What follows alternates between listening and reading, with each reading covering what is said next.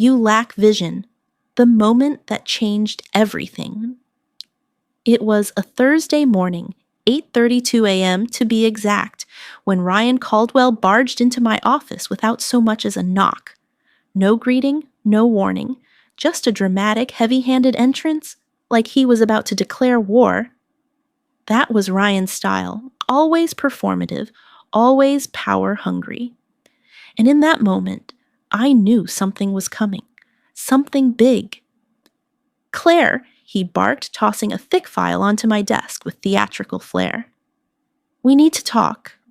Now." I glanced at the folder, then slowly met his eyes. 4 years I'd worked under this man. 4 long, exhausting years filled with passive-aggressive comments, condescending glances, and corporate meetings where my ideas were praised only when someone else repeated them. Ryan never respected women in the workplace, unless they were fetching coffee or rearranging his calendar. Still, I stayed calm. I always did. I motioned to the chair across from me with practiced professionalism. "Of course," I said coolly. He didn't sit. He stood tall, looming, arms crossed, like he'd rehearsed this confrontation in the mirror that morning. "The board has decided to restructure the leadership team," he said, barely able to hide his smirk. "We're moving in a new direction. We need leaders, not followers. People with vision." My pulse spiked for a second, but I didn't show it. "Are you firing me?" Ryan smiled like he'd just sunk the winning shot at a college basketball game. "Let's not be dramatic. You're being released from your position, effective immediately." Just like that, 15 years of hard work, strategic wins, and delivering the company's highest revenue growth in 3 years, all reduced to your being released. No performance review, no warning, no thank you. Nothing but a buzzword-laced dismissal designed to mask the real reason. I didn't fit his image of a leader. "I see," I said, my voice steady, neutral. I refused to let him see the sting. He continued, piling it on. "You manage tasks, not people. You don't have the presence this industry demands. Leadership requires assertiveness, confidence, traits you haven't exactly demonstrated." And there it was, not even veiled, a classic dig at my gender, wrapped up in corporate jargon and faux professionalism. What he really meant was, you don't look like me, sound like me, or lead like me, so you must not belong here. I sat still, hands folded. Years of navigating boardrooms full of ego had taught me to control my emotions better than most. Ryan had no idea that his carefully scripted power move was actually freeing me. "I'll need your badge and laptop by 5 p.m., he added coldly. "HR has your severance packet." I nodded once. "Thank you, Ryan. I appreciate the clarity." He hesitated. Maybe he expected tears, maybe anger, but I extended my hand like a true professional. After all, this wasn't a breakdown. This was a breakthrough. As the door closed behind him, I let out a long, quiet breath. My hands didn't shake. My heart didn't race. In fact, I felt lighter. Because Ryan didn't know the whole story. What no one in that building knew was that 2 weeks earlier, I'd opened a letter from my late father. A letter I wasn't allowed to read until my 30th birthday. In it was the truth. I wasn't just a department head. I was the majority shareholder of the company. My father, the original founder, had placed 90% of his shares into a trust under my name, activated the moment I turned 30. So while Ryan thought he buried my career, he had unknowingly handed me a match. I didn't pack my things in shame. I packed them with precision. A mug from last year's Christmas party, a stack of notebooks full of ideas that Ryan had ignored, a framed photo of my father standing next to me on the day he cut the ribbon on our first regional office, smiling proudly like he knew this moment would come. Outside, a few coworkers offered sympathetic glances. No one asked questions, but the whispers were already floating. She got fired. What did she do? They had no idea. As I stepped out into the sun, the weight of the last 15 years lifted from my shoulders. I wasn't walking away defeated. I was walking away prepared. I pulled out my phone and sent one simple message to my attorney. It's time. Prepare everything. The reply came seconds later. Understood. Shareholder meeting can be scheduled within 5 business days. Ryan had made a mistake, one he would come to regret, because the next time I walked into that boardroom, I wouldn't be there as an employee. I'd be there as the woman who owned everything they tried to take from her. And I wouldn't just get my seat back, I'd be taking the head of the table. The truth in the envelope, a legacy unfolds. 2 weeks before Ryan marched into my office and handed me my termination like it was a gift, I sat alone in my late father's study, an oak-paneled room filled with quiet history and the faint scent of pipe tobacco. The sun was just beginning to stream through the tall windows, casting soft golden light across the room. In my lap was an envelope, thick and sealed with a wax stamp bearing my father's initials. It was my 30th birthday, and according to our family's longtime attorney, Thomas Whitaker, I wasn't allowed to open the letter until the very minute the clock struck noon on that day. My father, always a lover of symbolism, had planned it that way. He believed serious things should feel significant, Thomas Whitaker told me as he handed me the envelope earlier that week. At exactly 12 p.m., I slid a letter opener under the flap and unfolded the crisp parchment inside. The handwriting hit me like a wave of memory. Neat, confident, unmistakably my father's. Claire, if you're reading this, you're 30, and that means you're ready. I never doubted it, not for 1 second. You've given more to this company than anyone ever noticed, and I've seen it all. Your sacrifices, your late nights, your integrity. After I stepped down, I watched the company change, and I knew one day you might need more than just a seat at the table.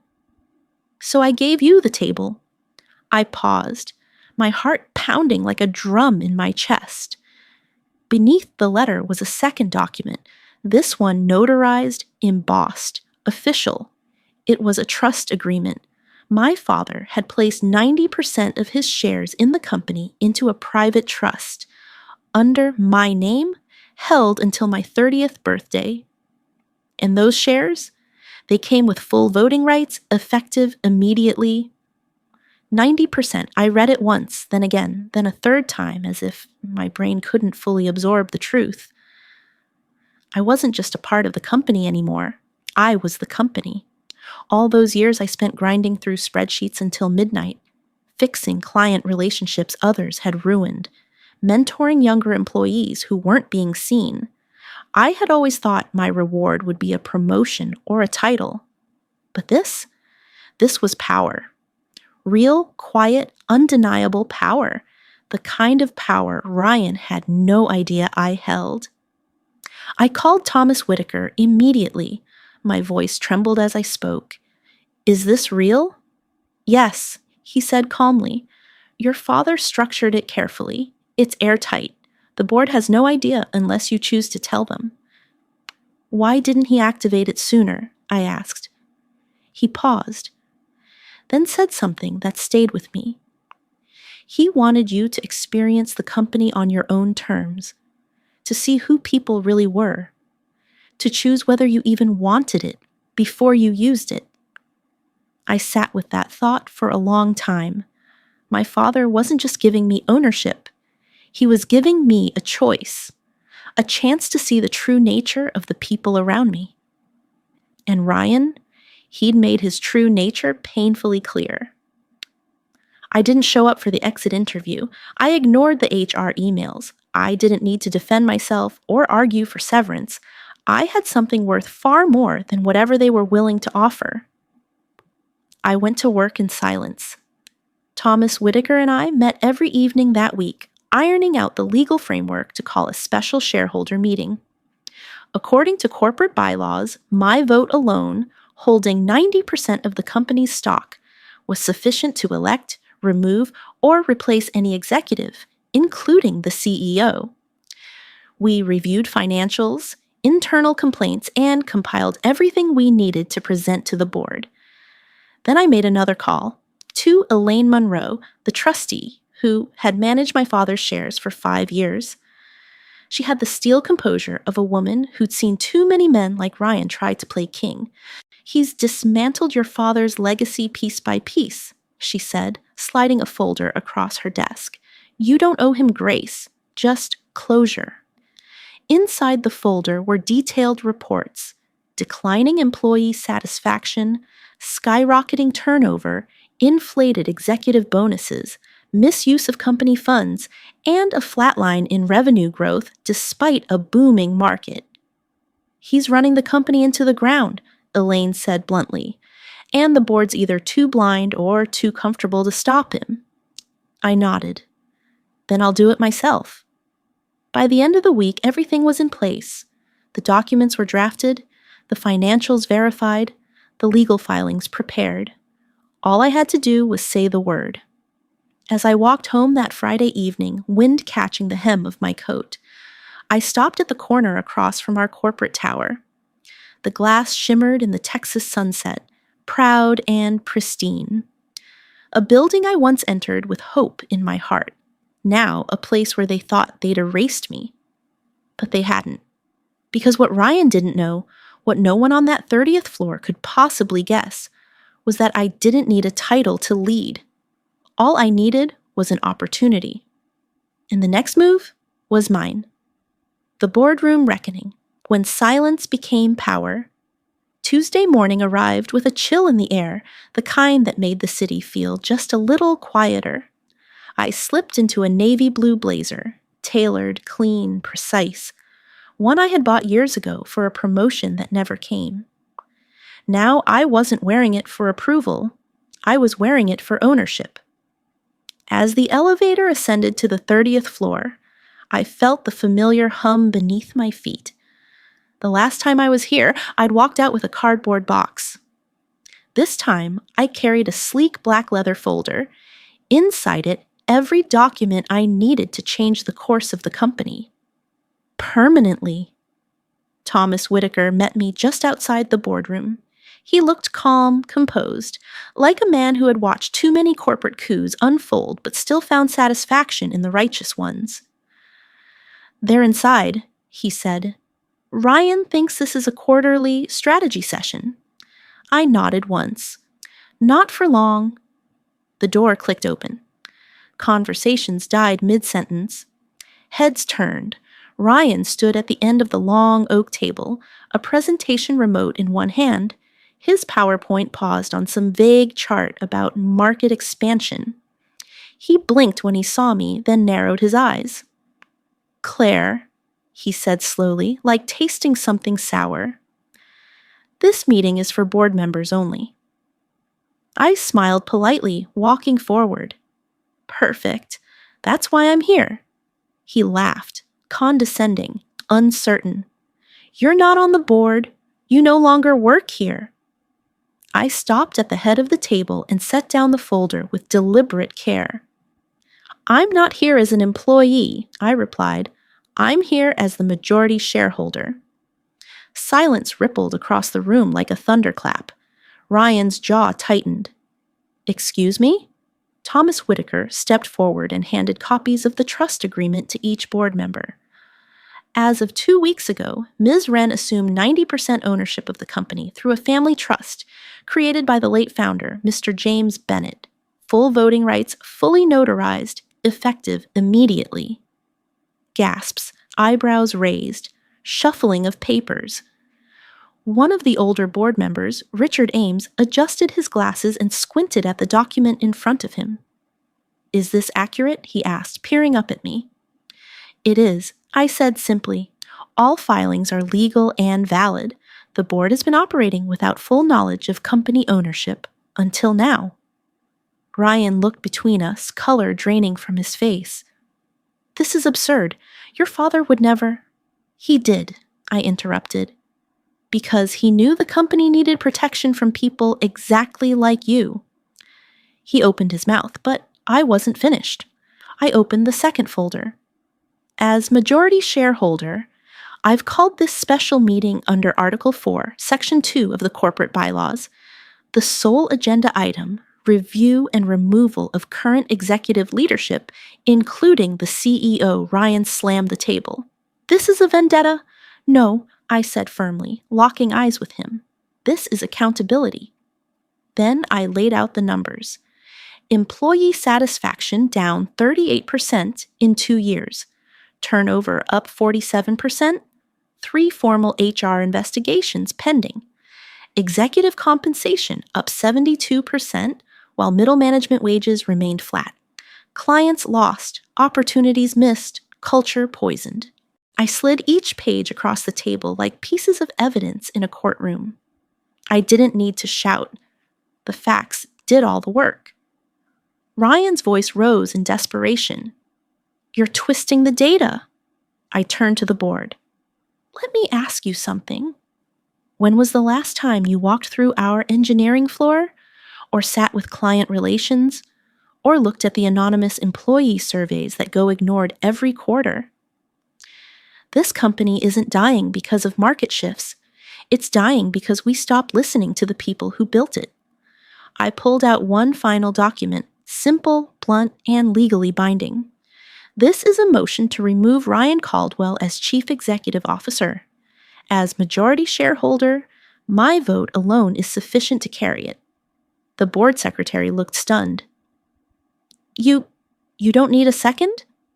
I own 90%, I said. That's a majority in any room. There was a long pause. Then Richard Ames nodded slowly. In accordance with company bylaws, the motion stands, effective immediately. Ryan reeled like he'd been punched. You can't do this. I already did. Security didn't need to be called. Ryan stormed out on his own, the sound of his dress shoes echoing down the corridor like a retreating army. For the first time in a long time, he didn't look powerful. He looked small. When the door closed behind him, I turned back to the board. This company deserves better, I said quietly. So do its people, and, starting today, they're going to get it. By the end of the day, his nameplate was gone from the office door. I didn't move in right away. I had something more important to do first. Rebuild the soul of the company my father founded, not through dominance, but through vision. Real leadership had finally returned, and this time it came with a voice they could trust. Rebuilding the soul. Leadership begins with listening. The morning after Ryan's removal, his nameplate was gone. The door to the corner office stood open, the air inside still faintly smelling of his cologne. Some overpriced blend meant to signal dominance. I stood at the threshold for a moment just looking, but I didn't step in. I wasn't in a hurry to claim that space. Not because I didn't deserve it, but because I understood something Ryan never did. Real leadership doesn't start behind a closed office door. It starts in the hallways, in the break room, at the cubicles with stacks of overdue paperwork and coffee-stained notes. So instead of sitting behind the CEO's walnut desk that day, I pulled on a sweater, grabbed my notepad, and walked the building, floor by floor, team by team. It had been years since anyone in upper leadership had done that without an agenda or a camera crew. I didn't come with a speech. I came with a simple question. What's not working, and what would you change if you could? Some employees were hesitant at first, unsure if they could be honest. Others were blunt, but once they realized I was listening, and I meant it, the floodgates opened. I met with customer service reps who had been fielding complaints without proper support. I talked with exhausted developers who'd been quietly fixing mistakes from underqualified managers. I sat with an HR assistant who showed me a locked drawer full of unresolved complaints, issues that had been filed, forgotten, and buried. By the end of that week, I had pages of notes, names circled, systems flagged, and then I got to work. The first steps: action, not apologies. I didn't call for a company-wide reorg memo or a flashy internal email campaign. I just started fixing what was broken. The first thing I did was promote Nina Harper, a sharp, empathetic woman who had been handling client complaints unofficially for over a year, while her manager took credit and cash bonuses. Nina Harper was now officially our head of client experience. Then I reached out to Kevin, a former product developer, brilliant, underappreciated, and driven, who had resigned after being passed over for promotion by less qualified men. I asked him to come back. He said yes without hesitation. I also made the hardest decision of all. I overhauled HR. The days of brushing serious complaints under the rug were over. I brought in an independent consultant to audit the entire system. Within 10 business days, 3 mid-level managers were quietly removed for fostering toxic microcultures that had driven good employees out the door. And then I launched something my father had once dreamt of, but never had time to build: the People First Initiative. It was simple. Recognize innovation, regardless of job title. Reward collaboration, not competition. Promote equity. Not just for show, but for real. For the first time in years, our internal suggestion box wasn't a joke. It was read, discussed, and implemented. The culture shift from fear to belonging. Within 2 weeks, something began to shift. The office that once felt cold and clinical now buzzed with energy again. You could hear laughter in the break room, real laughter, not the fake kind reserved for upper-level walkthroughs. Desks became personal again. People brought in pictures of their kids, their pets, little succulents in novelty pots. People were staying late, not because they were afraid to leave, but because they believed in what we were building again. I walked past a whiteboard near the engineering bullpen one evening and saw someone had scribbled in blue marker, "She came back." 3 words, underlined twice, not "she took over," not "she fired Ryan," "she came back." That meant more to me than any title on a door ever could. Quiet victory, a company worth leading. I finally moved into the CEO's office on a Monday morning. I didn't redecorate. I didn't need a marble nameplate or a new leather chair. I brought in only one thing: a framed photo of me and my dad on the day he opened our first regional office. He had his hand on my shoulder, both of us smiling like we could see a whole future ahead. And now, I was building that future. For everyone. By the end of the quarter, employee retention was up 41%. Customer satisfaction jumped 23%, and for the first time in 5 years, we were on track to break our annual revenue record. But the true win? People no longer whispered concerns over coffee. They spoke up, and they were heard. The foundation we were laying wasn't just for profits.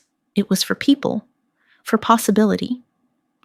For a legacy that was never about one man at the top, but about everyone who showed up, worked hard, and believed they mattered.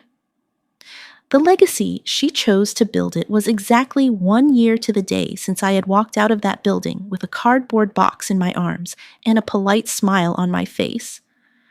1 year since Ryan Caldwell sat smugly across from me and told me I lacked leadership. 1 year since they thought they had written me out of the company's story for good. Now I stood in front of the same glass doors, this time in a navy power suit, a slim leather folder tucked under my arm, and the full weight of the company's future in my hands. But I didn't feel pressure. I felt peace. The receptionist, someone new, young, and full of energy, stood the moment she saw me. "Good morning, Ms. Wren." "Claire, please." I smiled. "We're all on the same team here." The elevator chimed softly as I rode to the top floor. The 30th, what used to be Ryan's domain. Now it was mine. But I hadn't redesigned the space to make a statement. The walnut desk was still there. The panoramic windows still framed the Austin skyline. What changed were the photos on the wall. No longer executive headshots, but framed moments from real company life, team retreats, product launches, lunchroom birthdays, customer wins. Real people, real work. Behind my chair, one large portrait hung. My father, standing proudly in front of the very first office he opened, arm around a much younger me in a red dress. He wasn't there to see this version of the company, but in a way he had never left. The quarterly report sat on my desk. Revenue was up 19% over last year. Employee retention was holding steady at an all-time high. Customer satisfaction had risen 23% in the last 6 months alone. But more than the numbers, the culture was alive again. People felt seen, and that, more than any metric, was the real win. There was a knock at the door. Nina Harper, now head of client experience, peeked in. "You ready?" "The board's waiting." I nodded and stood, straightening my blazer. The boardroom had changed, too, not just in decor, but in presence. For the first time in company history, half the board were women. Several were under 40. All of them brought fresh insight, asked harder questions, and made sharper decisions. We no longer operated on bravado. We led with clarity and courage. Before we begin, our newest strategic advisor, Richard Tanaka, said, "Claire has a few words." I hadn't planned to speak, but looking around that room, filled with people who once doubted me and others who helped build what came next, I realized something.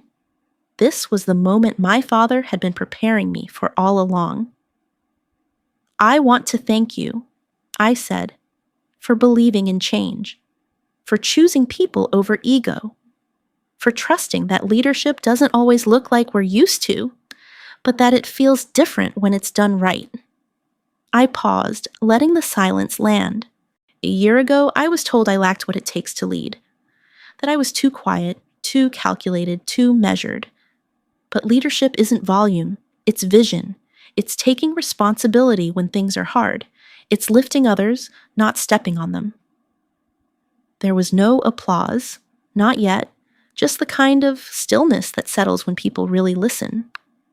My father built this company on purpose, on grit, and on people. I'm proud to say we've finally come back to that. Then the room erupted in quiet, sustained applause. Not the kind you hear after a presentation, but the kind that stays with you. That means something. A quiet goodbye to the past. That afternoon, a plain manila envelope arrived at my office.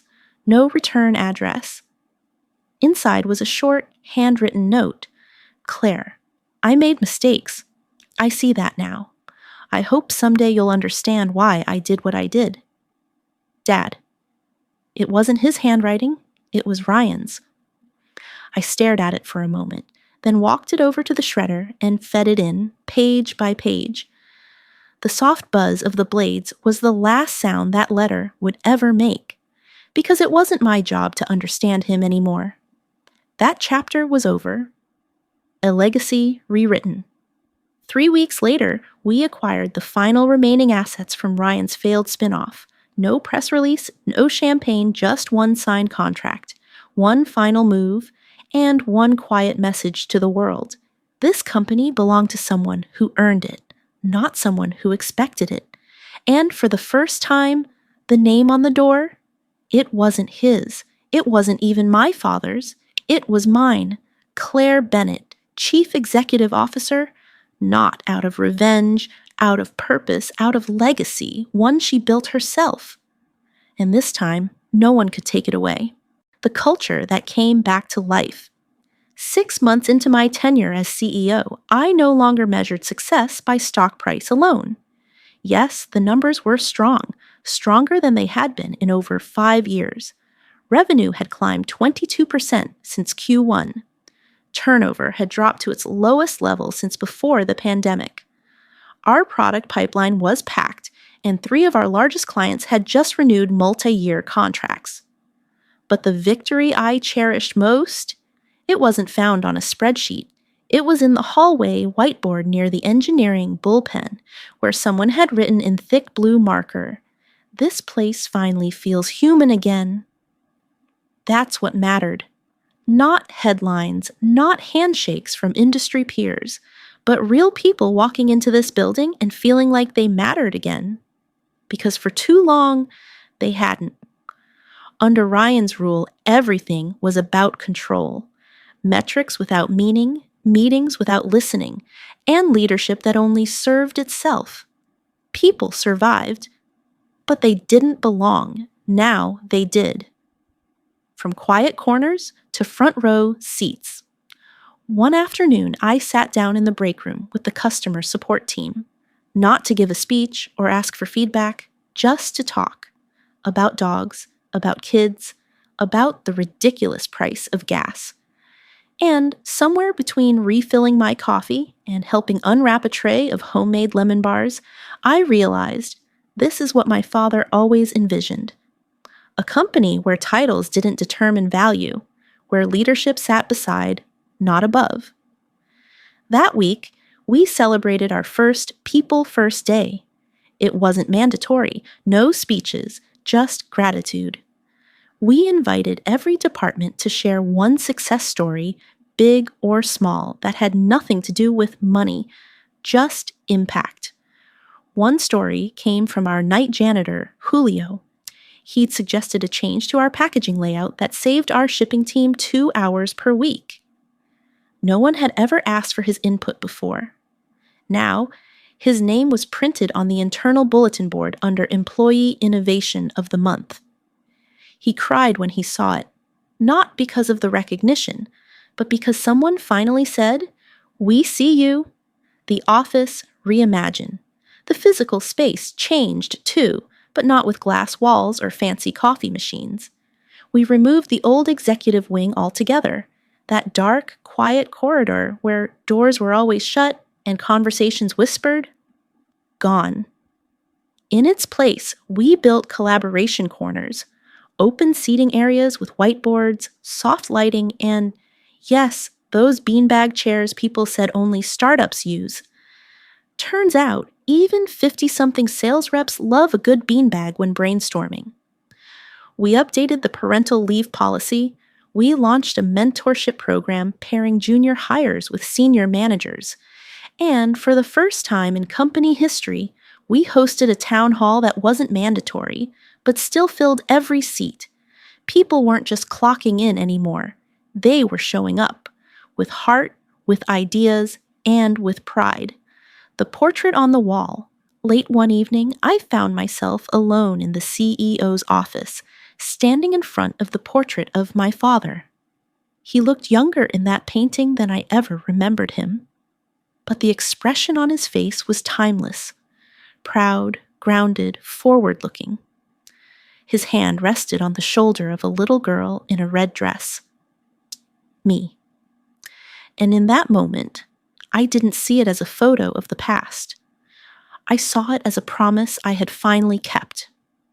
Not just to him, but to everyone who had ever been told they weren't leader material. To every voice that had been silenced in a meeting, every talent that had been overlooked, and every dream that had once felt too far away. Not just a comeback, a reinvention. This wasn't just about reclaiming power. It was about redefining it from the ground up, with open doors, open minds, and a future no longer guarded by gatekeepers, but shared by everyone who helped build it. And in a quiet corner of the new employee lounge, someone had left a sticky note on the wall. No name, no flourish, just 5 handwritten words. Thanks for bringing it back. And honestly, that said it all. Life has a way of revealing the truth in moments of silence, especially when power tries to write you out of your own story. Claire Bennett's journey reminds us that true leadership isn't defined by titles, volume, or who sits at the head of the table. It's defined by integrity, resilience, and vision that outlasts ego. When she was dismissed by a power-hungry CEO for lacking vision, she didn't fight back with rage. She responded with strategy, calm, and purpose. The real lesson here? Sometimes being underestimated is your greatest advantage. For anyone who's ever been overlooked, dismissed, or told they weren't the right fit, this story is a testament. Your worth isn't determined by who fails to see it. Claire didn't reclaim her place through revenge. She did it through quiet clarity, respect for people, and a relentless commitment to values her father once built the company upon. In a world full of noise, quiet strength changes everything. And for those in midlife who think reinvention is behind them, this is your sign. It's never too late to rewrite your story. And lead it with your name on the door.